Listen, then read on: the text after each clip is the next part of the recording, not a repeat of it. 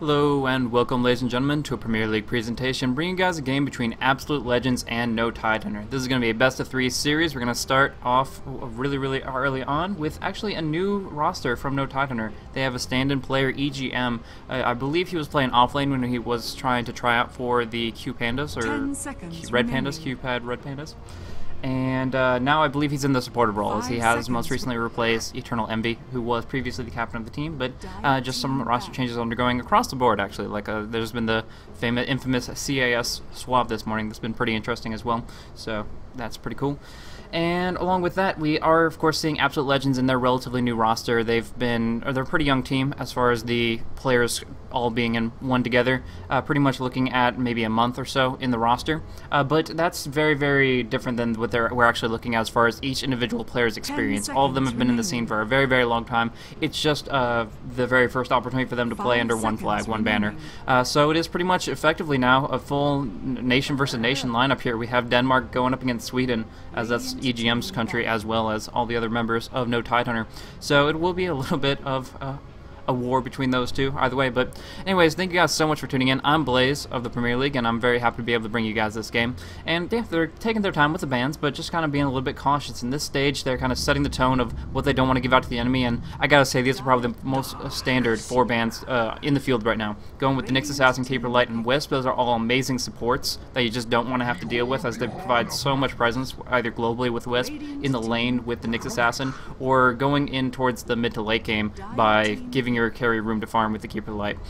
Either way, those are all taken out along with the Batrider, but immediately some counter drafting coming on through. The Darkseer goes for first pick through No Tidehunter, but in turn, Magnus and Rubik going to be picked up for Absolute Legends. And I've seen this draft a couple of times before, and in general, I think it actually favors the second pick. Magnus, if he can get a good laning phase off in the mid lane there, the Rubik will be able to set him up pretty nicely if he can steal just one little vacuum. And from there, you can have a very powerful wombo combo oriented team fight that can just deliver the hurt and really make it difficult on your opposition to hold against that kind of team fight oriented style. But of course, the Darkseer has plenty of his own merits. He will be able to survive very effectively in the offlane.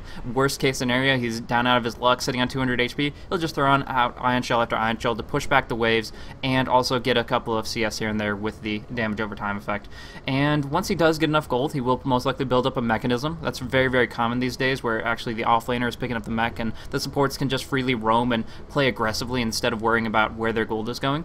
And from there, we will also see Darkseer have the potential to kind of turn the tide of battle as he drops down a Wall of Replica Vacuum and trying to use the enemy's base stats against them. But now we see the draft proceed on through. Most likely Loda is going to be picking up the Gyrocopter and playing him as a number 1, but the great thing about Gyro is it's a very flexible hero. You could actually run an aggressive tri-lane if you wanted to, or you could actually run the Gyrocopter as a solo mid. There's so many different ways that this guy can work, as long as you skill him in the appropriate manner. But seeing this Gyrocopter Shadow Demon come together, I'm assuming it's going to be a defensive tri-lane. The Disruption and Homing Missile will set up some kills here and there, but also make sure that Loda will always have the opportunity to farm as much as he needs to.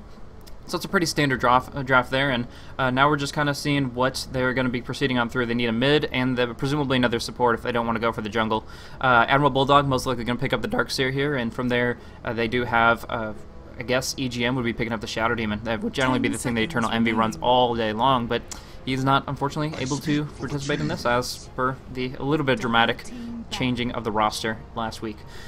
So we do see, proceeding on through, Absolute Legends actually picking up a Nature's Prophet. That's a little bit unorthodox in this early of a draft, but what it does help them is really build their opportunity to put pressure out early on. If the Prophet skills teleport early, has mana available to jump in, even just get a few right clicks and it can really make a big difference. But if you are prepared with a Sprout, with the Tango or a Quelling Blade, which I don't think anybody's going to be picking up Quelling Blade here, it means that you can actually disable them in that AoE, lock them down so that you can set up so many different great things with that. So I think if the Prophet is played appropriately, wherever he lanes or jungles, he will be able to have lots of presence on the map, and from there try to set up some early kills to gain some momentum, and then turn that momentum into tower pushes, which just puts you right in the spot you want to be.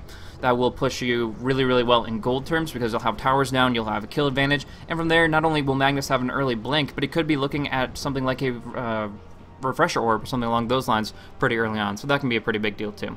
So those are the kind of things to keep in mind, and yeah, that's pretty much what we're looking at Proceeding on through, so we do see the Lifestealer band out. Actually, no carry picked up for Absolute Legends, and if Gyro's running as the #1 farm priority, then they just need to ban out carry after carry after carry. And starting off the Lifestealer, the reason that I started off with the Nakes is because there is a nice little combo between either Blink Dagger initiators like Magnus, or more particularly the Nature's Prophet.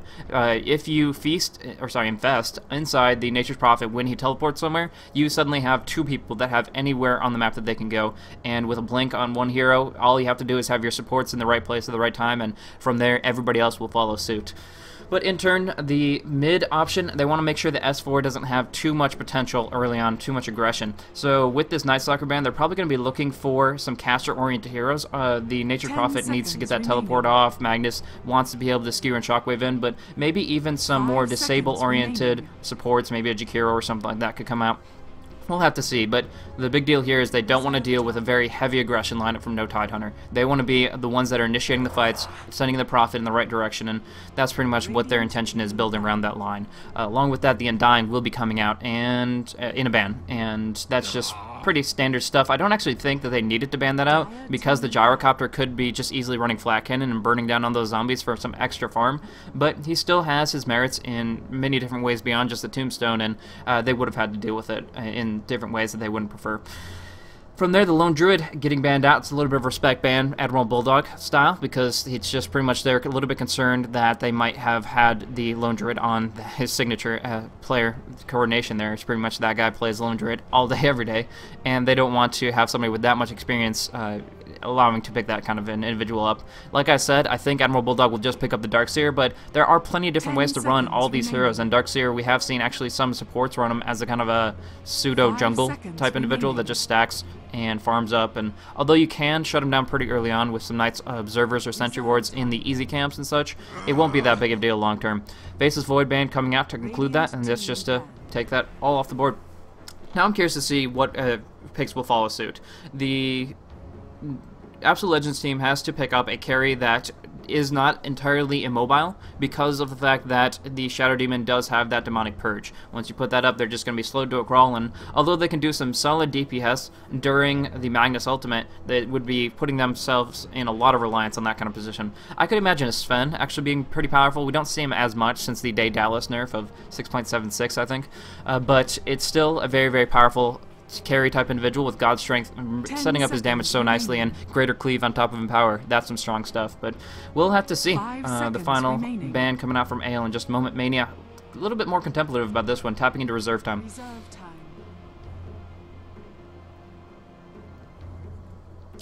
For those wondering where Rainmaker's at, he is actually sick this week.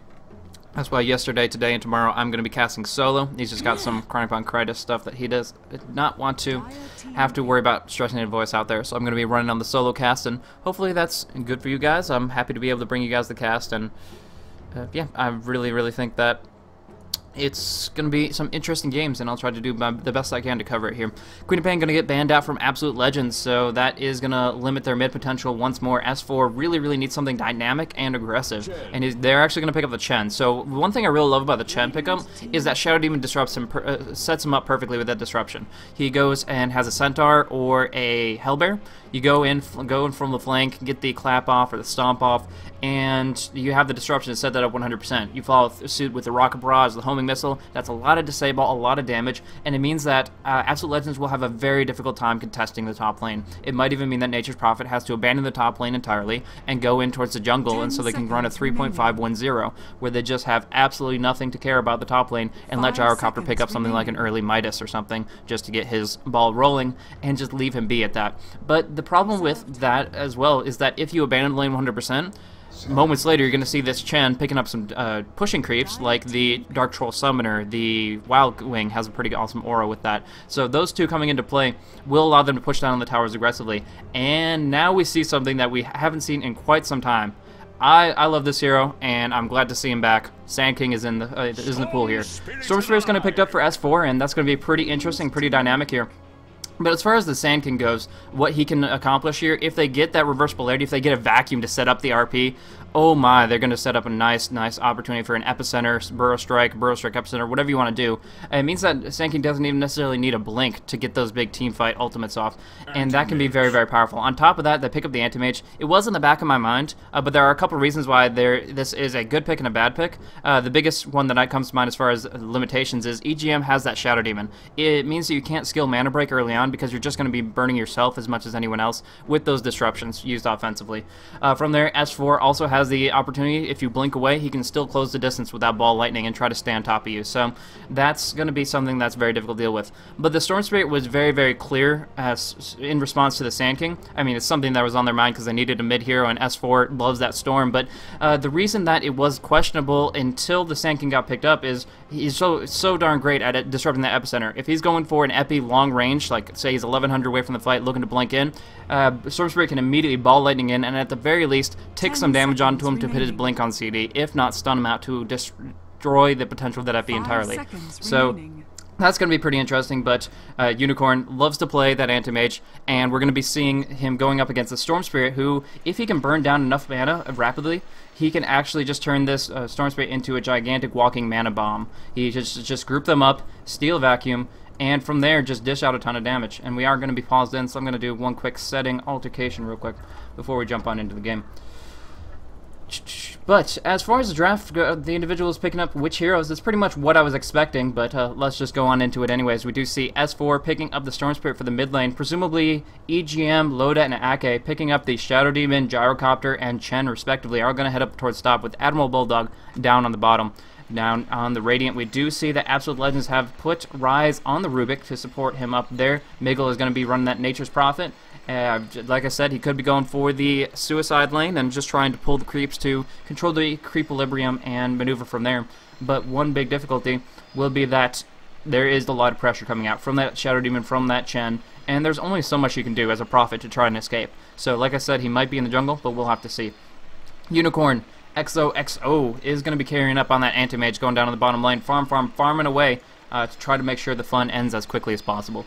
Going for that Battle Fury very early on, presumably, to allow them to do a bit of split push. Can burn down these Chen creeps really quickly, or just push away down on the bottom lane while the pressure is going out on the mid and top. Because one thing about Chen is there's actually a quite substantial amount of distance between his jungle and the bottom lane. You have to run across a bunch of no man's land where, I'm not saying it's necessarily dangerous, but it is a lot of time you're wasting just cruising on here. So if you want to try to put pressure on an Anti-Mage by roaming on through here with your Centaurs and your Dark Troll Warlords or Dark Troll Summoners, whatever they're called nowadays, it takes a long time to move in that direction there. He himself can TP, throw down a Penitence, and throw down a Test of Faith, but it really won't do the job like those neutral creeps and their lockdown that they provide. So, in general, the movement speed of those neutrals is just going to make it so that Chen is less relevant on the bottom lane unless they end up going for an aggressive tri-lane. I have seen Chen go for an aggressive tri-lane in lower level play, but as far as in high level competitive, hasn't really been that big of an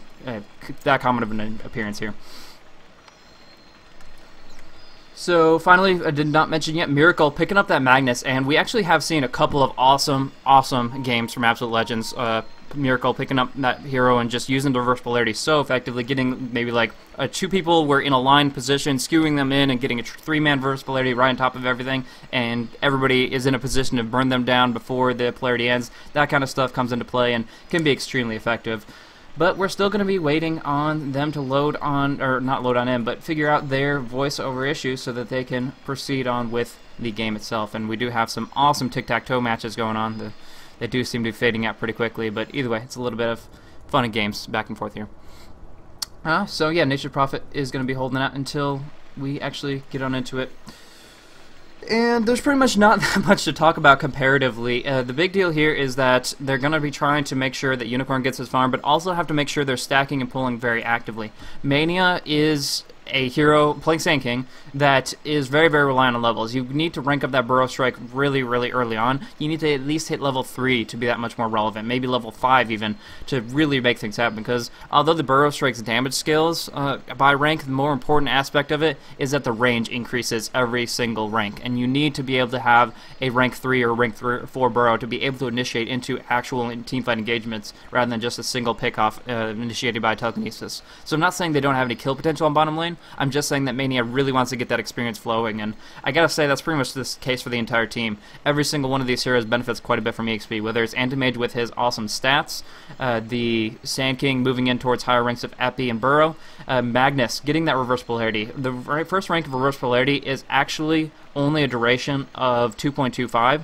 and then it scales up to 3 and then 3.75 with each rank. So that level 11 RP, that level 16 RP, those coming into play earlier and earlier in the game is actually going to make a very large impact on how these team fights play out.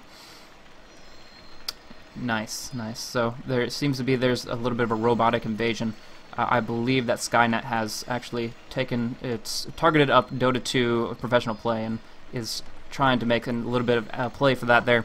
Or, yeah, it could just be DDoS attacks from Riot. Either way, I think both are up to speculation, so probably just one way or another. Final thing that I was talking about as far as experience reliance is Ryze with his null field he generally is going to be ranking his telekinesis and his Fade Bolt, but his null field is still something that you can't underrate. Against the Storm Spirit, against the call down from the Gyrocopter, the Vacuum Ion Shell of the Darkseer, those kinds of things do substantial amounts of magic damage, and the more you can mitigate, the more your team can fight very proactively here. And I'm curious to see if Miggle's going to pick up a play supportive utility Nature's Prophet and go for an early mechanism with a Midas or what, but there's plenty of different options. He could just go for disables to sheep up the gyro after the BKB expires. Those kind of things come into play.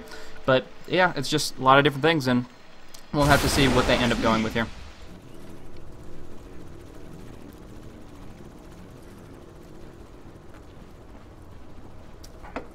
So we do see making their way down on bottom. Let's check out the items real quick. Some detection coming out from Mania there, making sure that the poles are not blocked, as they're very, very essential for Sand King to get off the ground with that neutral experience, as I mentioned before. On top of that, they pretty much just have a lot of, like, seriously, all this stuff is just branches. Standard 3-branch Tango build for Magnus to go on the mid lane.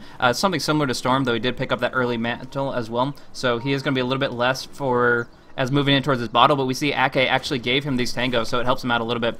Scouting out with this Trent, one of the two available there, makes it so that they're aware of this potential engagement coming out of no Tidehunter. They don't want anything out of this. They do not have an level 1 team fight. The Nature's Prophet is all the way back in base, can't really commit to that whatsoever. Magnus, I mean, he can throw out a shockwave or two, but, you know, it's not going to really accomplish. Mania is actually in a really weird spot. That's obviously the real Mania. What is he doing? He is actually just going to get caught out right here. I'm not sure if he's baiting for his team or what, but there's some right clicks to follow on through. He's just very, very fortunate that they didn't use the Ion Shell, they didn't have the Electric Vortex or Homing Missile, because that could have been spelled disaster for him. He just wanted to be in the right spot to try to block off the wards locations, but instead he and EGM cross paths for a little bit, and he does actually take a few hits. Fortunately for him, there was no follow-up.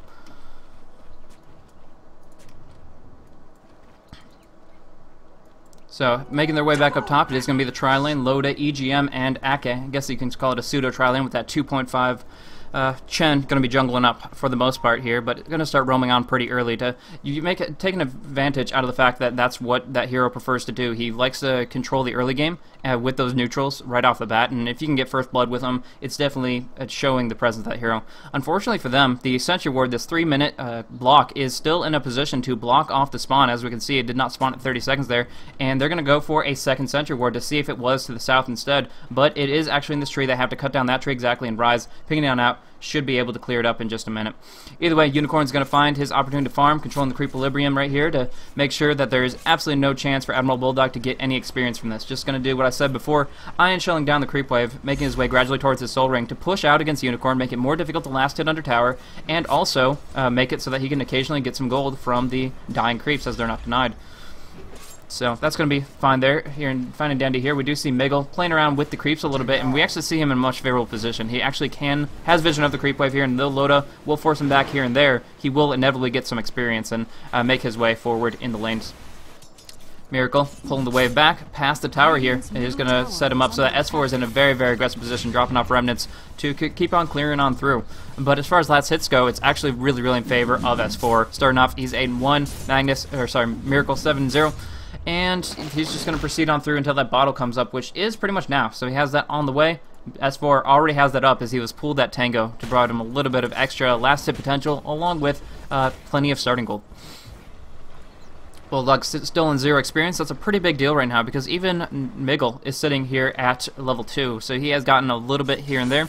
He's able to actually move in towards getting his teleport as well as his Nature's Call, and with that they can go for 3 or 4 man ganks really, really early on. You just have 1 or 2 roam on around, you have Prophet TP in across the map with good communication, and from there you have a lot of control of what's going on. I love this Trent actually messing up with his double pull. What they were going for is a single pull and then trying to pull them on through to the hard camp here. But the Trent just not going to let that happen, making sure that it's manipulated enough that they actually are going to end up stacking their creeps up. We see 2 range creeps right here, both doing piercing damage, 1.5x, means that they're going to push out this wave back underneath the tower again, and that means just more experience for the Nature's Prophet, so good play there. In the meantime, we do see Miracle doing some damage to S4 here with a couple of shockwaves here and there. He did get the invisibility rune at the 2-minute spawn, so in a pretty good spot here and there. We'll maybe have to bottle crow after he empties out his bottle, but he's finding himself in a pretty good spot right now. Okay, farming up, hasn't really seen too much presence on the lane, but he is going to get some gold of his own and move in towards that Mac Arcane.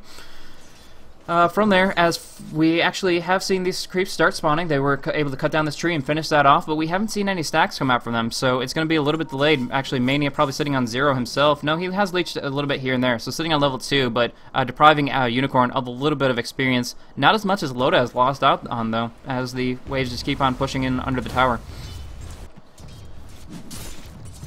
So boots up for S4. Miracle going to pick that up as well in just a moment. And it's just kind of the calm before the storm. Both these teams have huge amounts of aggression, huge amounts of gank potential. They just have to get going. They're looking for their level 6, looking for the ball lightning, their reverse polarity, looking for the carriers to jump in and stay mobile, stay active.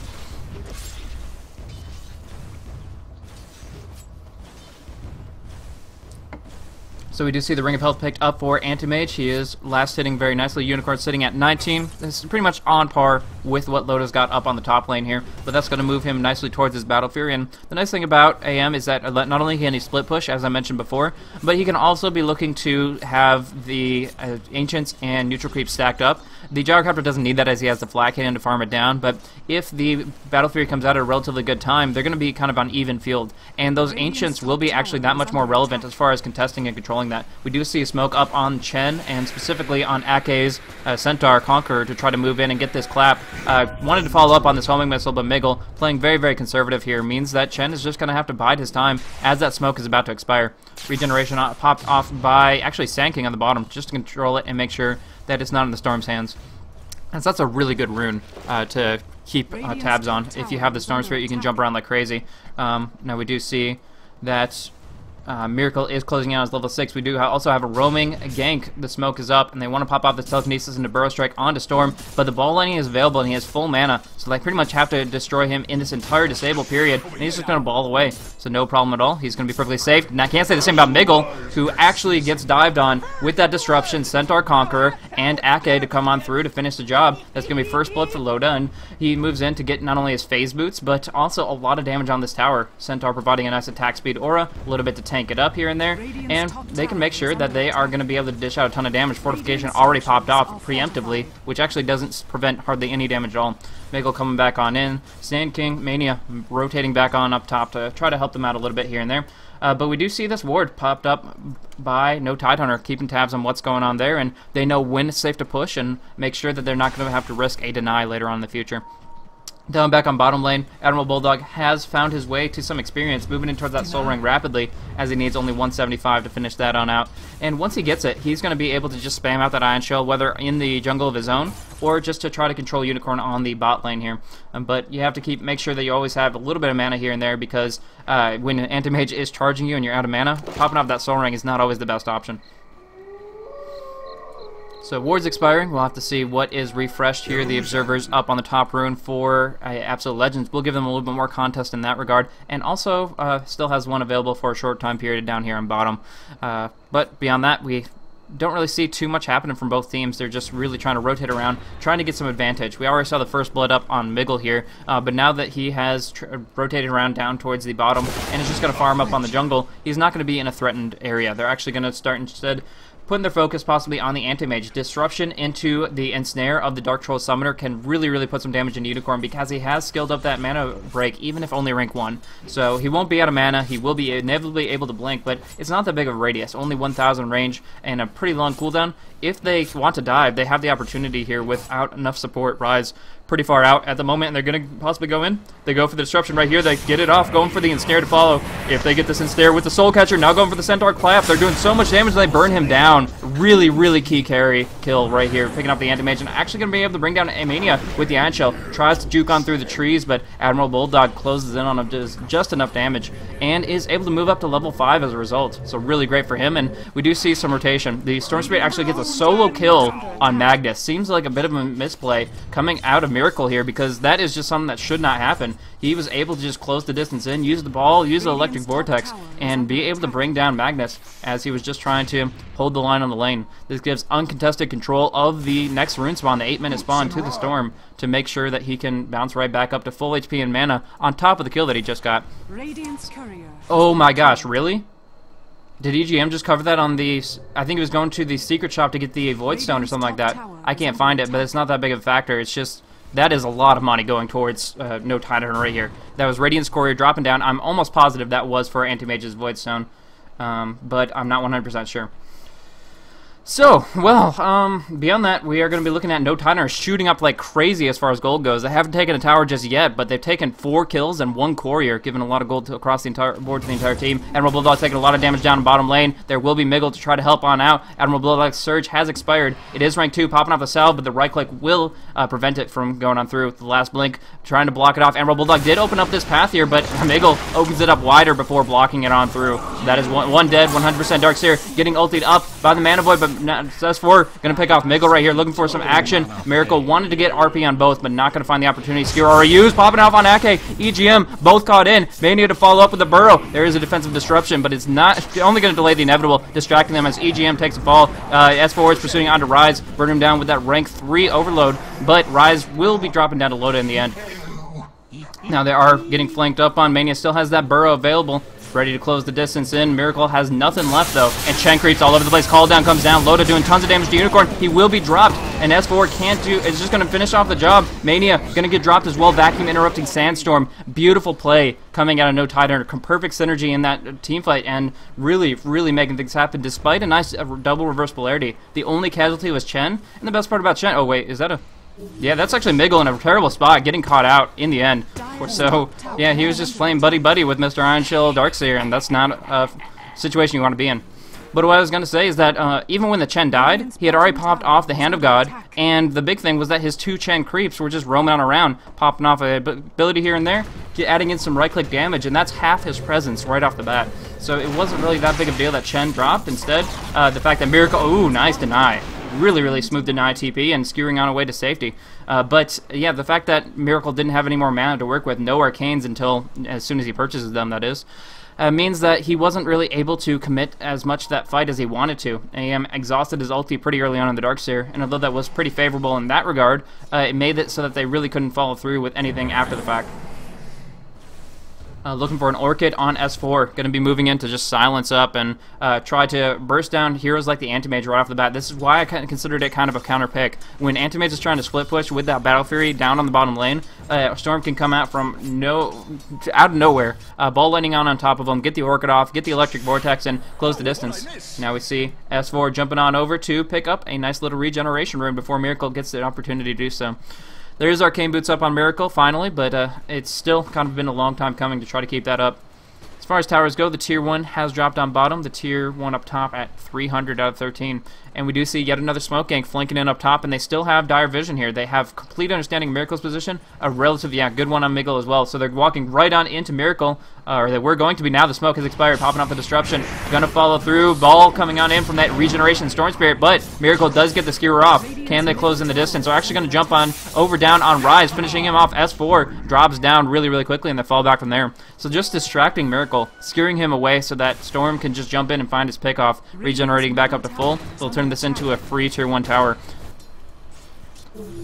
Admiral Bulldog knows he's in a bad spot. This really, really great ward placement. Holy crap, no Tidehunter have like wards all across the map. But anyways, the Mania is trying to flank in onto Admiral Bulldog to get some just easy burrow strikes and maybe get a kill with the help of the Anti-Mage, but they don't get that opportunity. Wards here, wards there, wards everywhere, and they're just not going to be able to find any openings. They're always being seen, they're not smoking in, and from there, no Tidehunter really has the aggression. They're going to go in for this tier 2 tower kill, and without a fortification, they should be able to take care of it, even without the Fade Bolt. Floater taking yet another tower last hit. Let's look at his GPM. Jumping up to 470. He's in a great spot. S4 looking for Mania, finding him, and Admiral Bulldog will make sure that he's going to get locked right here. Nice burrow strike. They're going to go for the Skewer RP. A lot of damage coming on through with that Shockwave, but S4 still has some mana left to work with. And here comes some reinforcements. It's going to be in terms of the Shadow Demon. EGM trying to help him out. Doesn't even need it. S4 just dominating right here. 4-0-4 Storm, sitting at level 12, bouncing all across the board, and just showing how skilled S4 can be in so many high utility, high demand heroes. I mean, he's really, really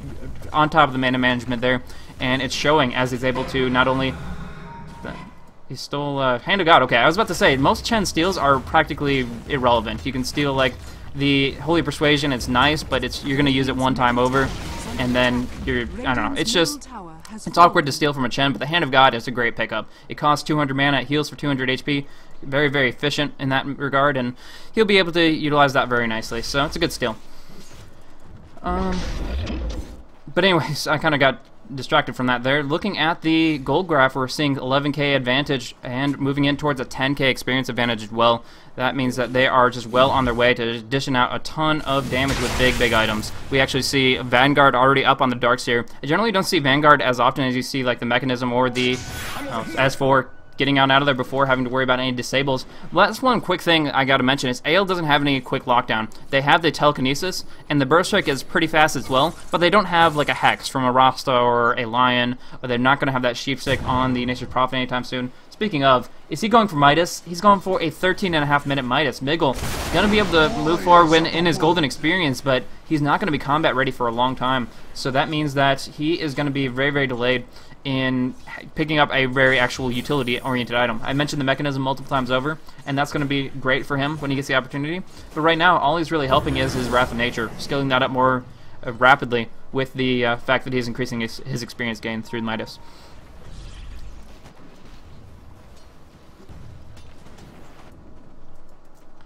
So Mechanism up for Chen. That's kind of one of the things that I was getting at there. Since the Admiral Bulldog doesn't have to go for it, picks up a Vanguard instead, as well as Arcanes and Soul Ring. He's going to be having all the mana he needs. And we actually see that Chen is able to pick up a really, really early mech, and Shadow Demon is actually probably moving in towards bigger and better items. Has the Arcane Boots, which is great for support. Actually, Initiation. I'm sorry, they're falling back from their Darkseer. Did take a fall. Initiating on the Sand King. Easy pickoff. Soul Catcher, Ball Lightning. A lot of damage there. Rise is barely going to get out. Yeah, the Electric Vortex didn't come in time. Sorry, did not actually catch the pickoff on the Darkseer there, but just a little bit in over his head. Good Sentry Ward action from Absolute Legends, trying to actually clear that area so they can go on the counter aggression without being outplayed in every little regard, in the sense that they don't have as much vision. Just comparing the vision right now, as we just saw this Radiant Ward taken out, they actually have like, this is not helping them hardly at all. They see anybody that TPs the bot lane. That's pretty much it. But other than that, they have no wards up. They have no understanding of who's roaming around their jungle right now. And comparing that to the Dire, they have, even with this ward expired, they're in a position where they can control this middle area of the jungle. They have vision up on top. They have even this nice little nook and cranny going on through towards the Ancients, so that Anti-Mage can't stack and farm those. Oh my gosh, I'm talking a little bit too much about the supportive mindset, and we are seeing that S4 is just going to get, or sorry, Mania is going to get picked off. Or Miracle, wow, I failed that 3 times over. But anyways, Miracle was just in over his head, got caught out, and that's just something that you can't afford to do in this kind of situation. You're already on the back end of things, and now they're finding this opportunity to pick you off one by one. I gotta admit, they do have tons of range of initiation. The long range, a Demonic Purge, they have the Disrupt, follow up with the Ensnare, the initiation by the Storm Spirit is like a quarter of the map right now. So a lot of potential to get picked off, and I understand it, but if you keep on playing like that and allowing themselves to just keep on getting dropped down, this score is only going to get worse. We're going to be seeing 20-4, and there's not going to be any real improvement for Absolute Legends. Now, you see the Battle Fury picked up for Unicorn, has boots as well, and so he's going to be able to farm pretty proactively, but he's always risking his neck every time he's out there. With this Orchid up on the Storm, anytime he pushes out on a tower, he's going to be fearing for his life. He's like, where's the Storm at? Where's the Storm at? And without the wards, you just can't tell. So S4 is just in this, has that dominating spree, 6-0-4, and he is a force to be reckoned with, which Unicorn is very well aware of. Now, smoking on up top here, they're going to try to see what they can do up in the northern end of things, try to pick off Loda if possible, but he's so darn fast. Went the Phase Drum Yasha build, which gives him a mobility of 425 without Phase active. From there, though, the tower is taking some hits. Actually, ball lighting in onto Miggle, popping off that Orchid as well. They're going to burst him down so hardcore, and he's already dead. Just walking away as Miggle drops down to the after-the-fact damage of the Orchid Malevolence when it expires. Mania jumping in with that Burrow Strike to initiate on Loda. There's no hope for him. No matter how fast you are, it's just too much damage, too much disable, and he is locked down. Now, S4 coming on in. He wants a piece of this. Gets reverse polarity immediately, and actually stealing the ball lightning. S4 going to be pursued by Rise, and he gets dropped down. Anti-Mage ending his Wicked 6 for getting 576. EGM getting picked off. This is terrible for them. They just came in one by one and watched as their allies died as they accomplished absolutely nothing. Yes, Chen does pick up a tier 2 tower kill, but beyond that, they just lost their carry, their most core hero, in the sense that Storm was sitting at level friggin' 14, and instead the experience spread goes the other way. We're going to see in a moment that the experience will just completely shift in the other direction. And we actually see initiation onto Ake. There are lots of disables from the creeps, but Unicorn gets an opportunity to jump on in.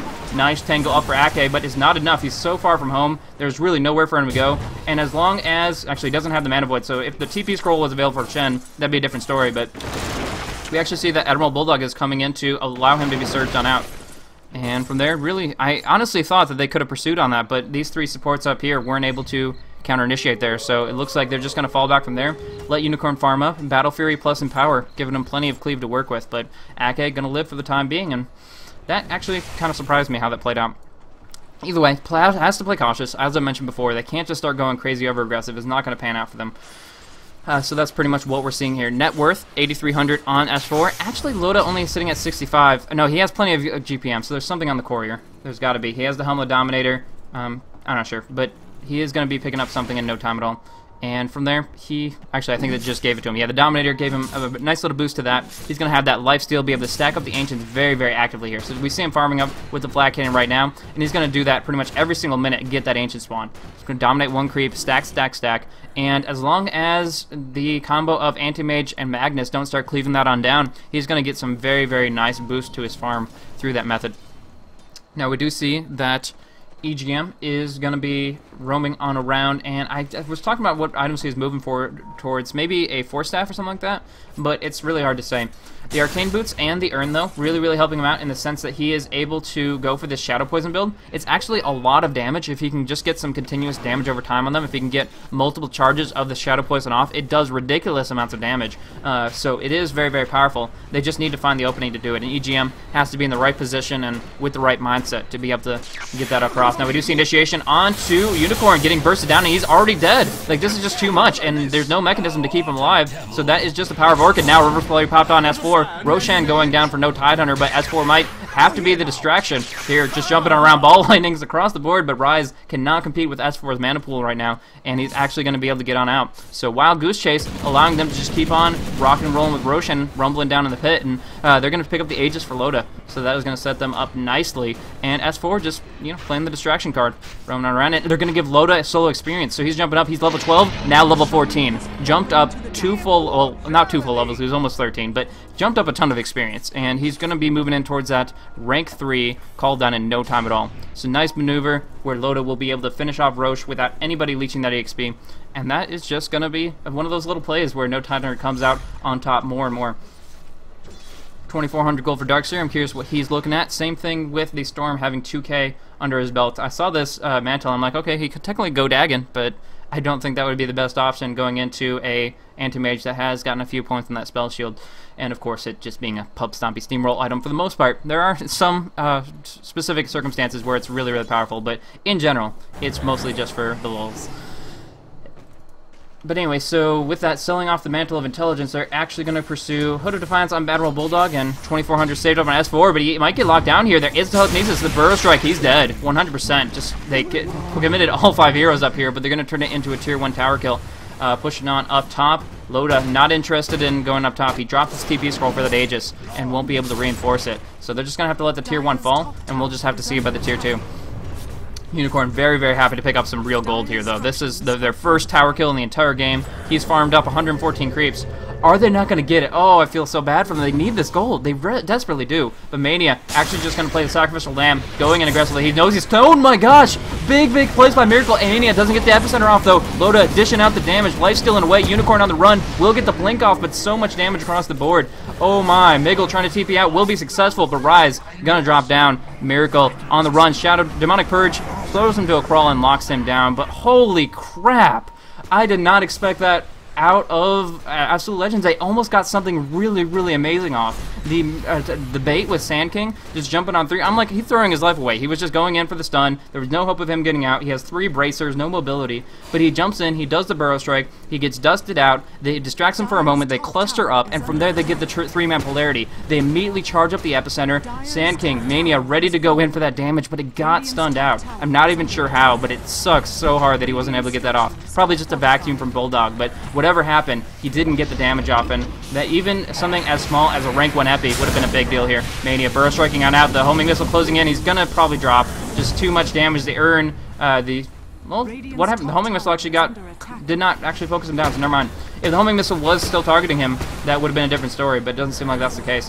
Shadow Poison being spammed out, trying to push them off the tower. Fortification unavailable, it will take a fall, and they're going to pursue on into the racks. The reversibility unavailable means they're very, very unafraid of what's coming up next. They're actually going to pursue past the racks to try to get some more kills. They feel very confident in this position. They have such golden experience gain. They have so many items to work with. Gyrocopter still has that Aegis. Loda, he pretty much can play as aggressively as he wants to. He lifesteals so hard right now. He hits like a truck, 170 attack damage. And from there, he of course has that second life up his sleeve.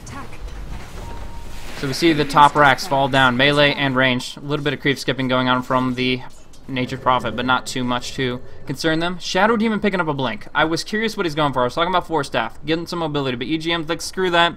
I want to be on the action, find this anti-mage out, disrupt him up so that Ball Lightning can come on in, and so on and so forth. Just setting it up for his team, and that is definitely the Initiator's item. So, Gyrocopter finishes up his Manticile, and it looks more and more desperate by the minute for Absolute Legends. Sitting here, they have the Battle Fury. Unicorn moving in towards that Yasha. Needs just 200 more gold to finish that one little item, but it doesn't help his survivability. It will give him mobility, gives him some extra damage, but he's still going to be dropped down to heroes like S4, even 1v1. Baiting out for the moment. Rise coming on in. BKB pops off. He's like, okay, fine. I'll just get reverse polarity. No magic damage forth, and he's just going to Ball Lightning out. Ball Lightning away. He is going to get Hand of God up, and here comes Admiral Bulldog coming on through. Tried to get the vacuum out, stunned up for the moment. Miracle doing a lot of burst damage. Here comes the Epicenter going across on both. Nice damage coming out of that Mana Void, bringing both down. Admiral Bulldog gets the ball, gets the vac, survives and walks away, and they actually clean it up 100%. There is the Rise, barely able to TP out. Presumably the same for the Nature's Prophet, but that, oh my gosh. The Mana Void was really nice. Storm was forced to buy back, but that's pretty much all she wrote on that. They committed the RP so early on in that engage that the follow through with that vacuum and wall replica was enough to finish the job. And Darkseer, Admiral Bulldog using that pipe and able to just turn things around there. So really, really cool play.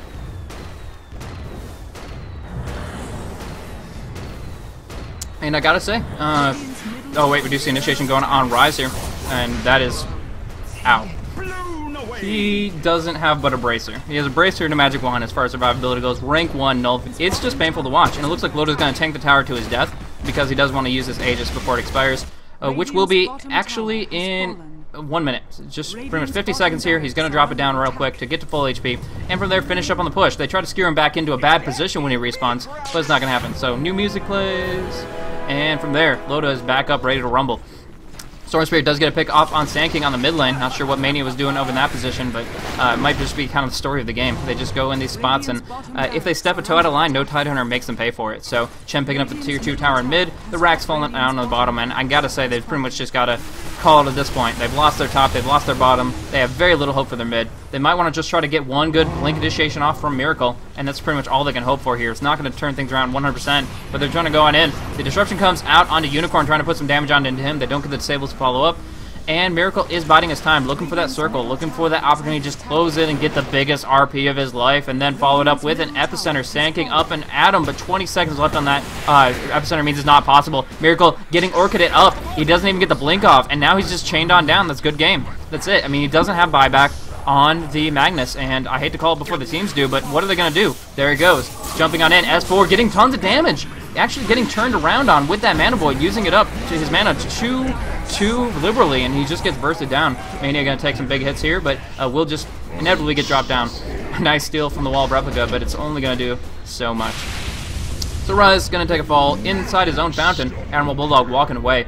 And that is a good game called. Absolute Legends taking the loss in this one. This is going to be in this best-of-3 series. Game 1 going in favor of no Tidehunter. So really, really smooth game on their part. And I got to say that as much as I like Eternal Envy as a player, as a person in general, whether or not whatever happened with the roster shift, it seems to be helping them out a little bit. EGM has been all over the place, warding very aggressively alongside Ake, and also being at the right place at the right time to initiate as they need him to. So maybe it was just the way this game played out, the way they played their draft, but it doesn't seem like they're too uncoordinated for having such a new person in their midst. So that is pretty awesome for them, and going back on through, hopefully they'll be able to try to seal the deal on this one. That's their intention, at least, as you see these guys playing back and forth, a little bit of fountain diving action. But anyways, yeah, this was a Premier League presentation bringing you guys Game 1 of this best-of-3. Absolute Legends tries and tries to hold the line against no Tidehunter, but just unable to do so. The continuous pressure goes on through, and we do see 30k gold advantage, and just about that much on experience seals the deal, and there's really not too much more to say about that one. So well played to no Tidehunter, well played to AL. It's just they were a little bit overextended at a couple of key points, and no Tidehunter capitalized on it. So good game in general. Thank you guys so much for tuning in. This has been Blaze of the Premier League, and I've been happy to be able to cast this game for you guys. Hopefully you guys enjoyed, and we'll be able to go on into the next one in just a couple minutes to enjoy another opportunity to see these two teams go head-to-head clashing, to see if Absolute Legends can tie it up 1-1, or if it's going to be a 2-0 shutout in favor of no Tide. We'll go on to the next one in just a minute, guys. Thank you guys so much, and stay tuned.